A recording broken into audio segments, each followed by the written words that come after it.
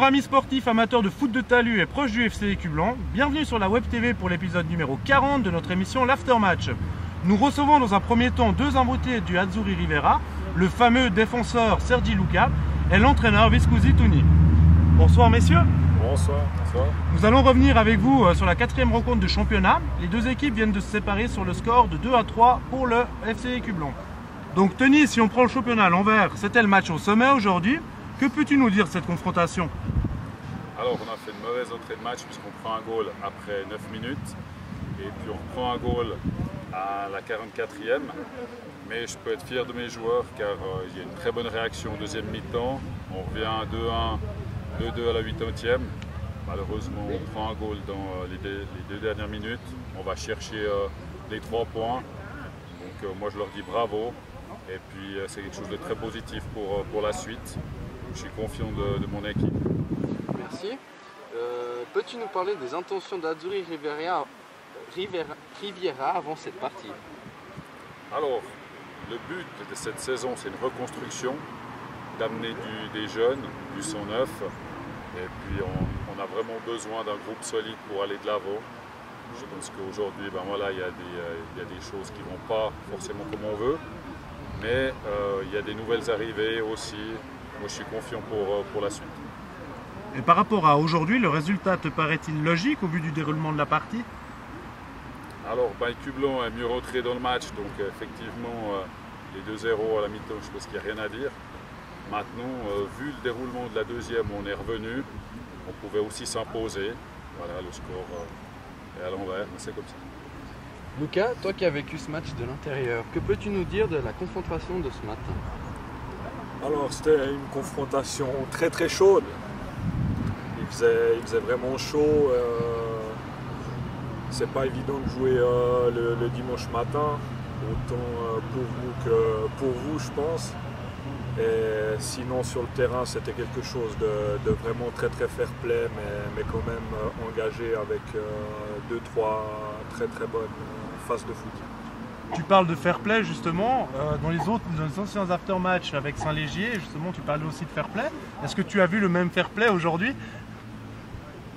Je dirais que j'ai vu même un peu plus de fair play. Je ne sais pas si on était tous endormis encore un peu ou bien si ça se déroule vraiment tout le temps comme ça, mais en tout cas ce matin c'était vraiment très très bien. Merci. Maintenant on va juste parler un petit peu du match encore. Pourrais-tu nous faire revivre une action représentative du jeu de ton équipe aujourd'hui? Ouf.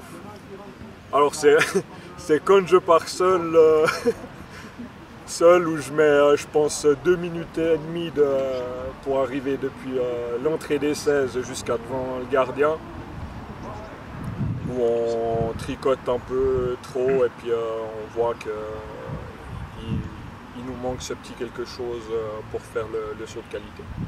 Merci beaucoup messieurs, on va passer maintenant à notre second thème avec Toni sur le début de saison et la suite du championnat. Donc suite à la relégation en 3e ligue, comment peux-tu expliquer le début de championnat des protégés? On est un petit peu au manque de confiance, un petit peu dans la tête. Je pense que mentalement, dès qu'on prend un goal, peut-être qu'on baisse un peu trop les bras. Et puis je pense qu'aujourd'hui c'était le match qu'il fallait gagner. Mais encore une fois, je dis il y a eu un bon déclic.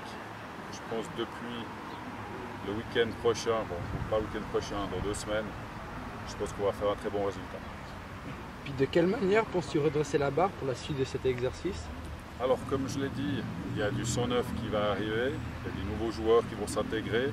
Moi le but c'est de composer mon équipe avec des nouveaux joueurs de la région, parce qu'il y a beaucoup de jeunes dans la région. Et puis je compte sur eux pour remonter le groupe. Merci beaucoup Toni, on va te laisser tranquille maintenant, donc c'est fini pour toi, on va passer à Luca. En tant que membre de l'effectif, comment as-tu vécu ce début de saison indépendamment des résultats?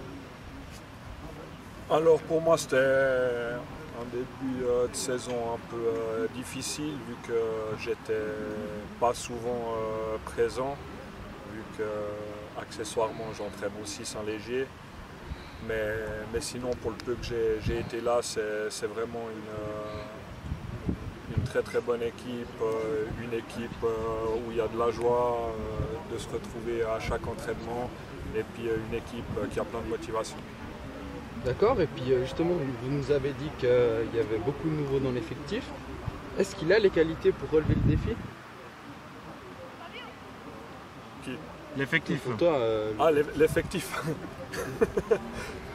Oui, malgré le début de saison difficile, plus le temps va passer, plus on va être bien physiquement, avec l'intégration de ces 2-3 nouveaux joueurs, plus les gens qui vont être de mieux en mieux, je pense qu'on va relever ce défi.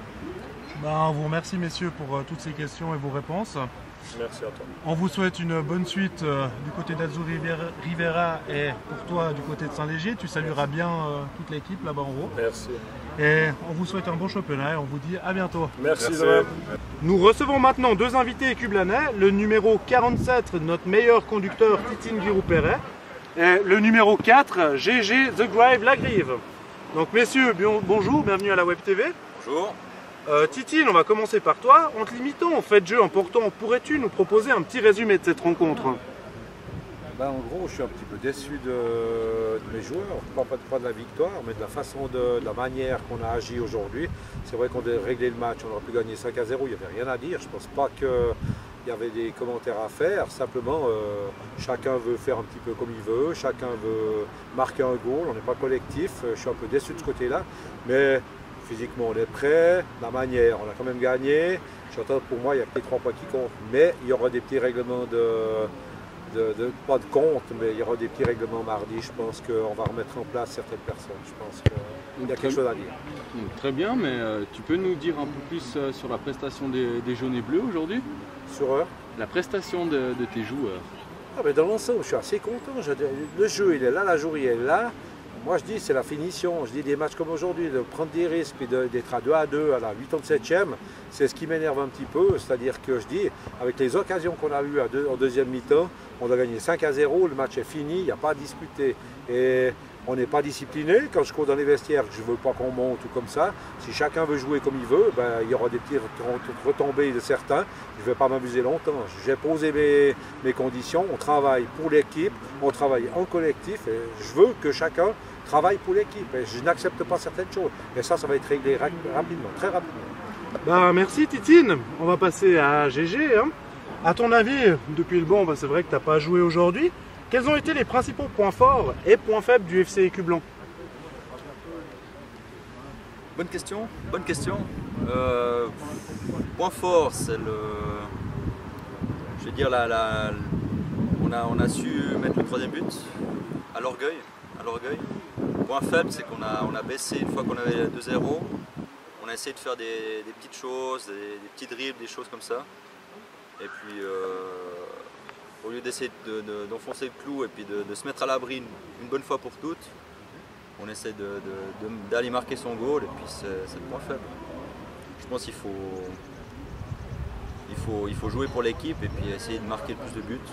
Et voilà, je dirais que c'est le point faible et puis le point fort c'est quand même l'orgueil et puis d'aller mettre ce 3.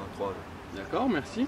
Puis maintenant on va te demander de réfléchir un petit peu et de nous décrire en fait la meilleure action du match des Yellow Boys. Étant dimanche, je peux pas trop réfléchir. Ça va être dur. Non, la meilleure action. Le 3e but, je dirais. 3e but. Très belle action et puis avec une belle conclusion par Yvon. C'est Chonchon qui récupère, Chonchon. Qui remet à Roby, qui la met à Yvon et puis qui met un magnifique but. Non, c'est l'action du match, je pense. Merci messieurs pour cette réaction. On va passer à notre second thème qui est le tirage au sort de la Coupe Vaudoise. Donc Titine, pour toi, est-ce que le tirage au sort de mercredi, retransmis en exclusivité et en live sur la Web TV du FC Écublanc, te pose des soucis? Non, pas du tout. Moi j'ai toujours dit, l'année passée, il y a 2 ans, on arrive en finale de la Coupe Vaudoise. Ça veut dire qu'on tombe contre Luc Dorigny, une des meilleures équipes de 2e ligue. À nous à montrer autre chose qu'on a montré ce soir, et puis de se battre pour gagner. Et moi j'ai pas peur, pour moi c'est un match d'entraînement. C'est-à-dire qu'on va remettre un petit peu en place certains joueurs. On va récupérer du monde, vu qu'il nous manque quand même 7 joueurs aujourd'hui, on va récupérer du monde. Puis pour moi, c'est un match d'entraînement, mais un match d'entraînement qui compte et on ne va pas se laisser manger par Luc Dorigny. Au contraire.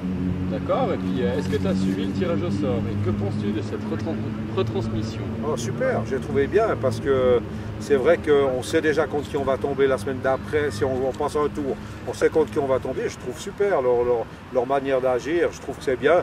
Et puis tous les clubs sont concernés parce que d'habitude les petits, ils étaient toujours un peu laissés de côté ou ils allaient jouer ailleurs ou on tombait contre des deuxièmes ligues parce qu'ils tirent un petit peu au sort. Il y avait deuxième ligue, quatrième ligue. Maintenant c'est un tirage qui est ouvert. Il n'y a qu'à voir un petit peu le Renan, le Vevey, tout ça, un petit peu tous les gros matchs qui se passent. Et moi je suis assez content de ce tirage. Et de la retransmission en live de la Web TV? Très bien. Bonne chose. Ok. Giroud, encore une petite question pour toi. Quelles sont les possibilités réelles sur un match de coupe comme celui-ci? Possibilité, c'est de passer.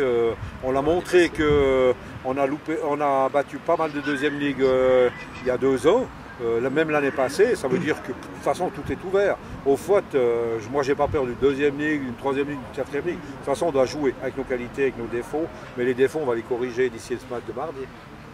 Max, puis GG à toi maintenant.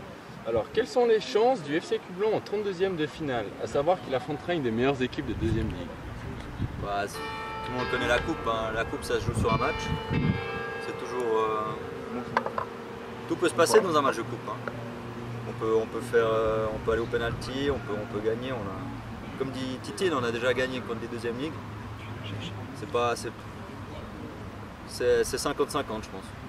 Et sur quelles valeurs devront se reposer les Yellow Boys pour créer l'exploit? L'esprit d'équipe, je pense que c'est que ça. Et discipline. L'esprit d'équipe et puis qu'on arrête de se gueuler dessus pour les trucs. Je crois que là ça devient malsain.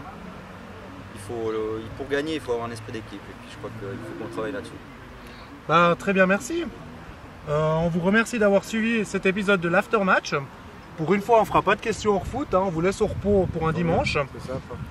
Nous vous souhaitons une bonne journée et espérons vous retrouver nombreux sur notre site internet www.fc-ecublon.ch pour revivre cette émission ainsi que les précédentes. On vous souhaite une bonne journée.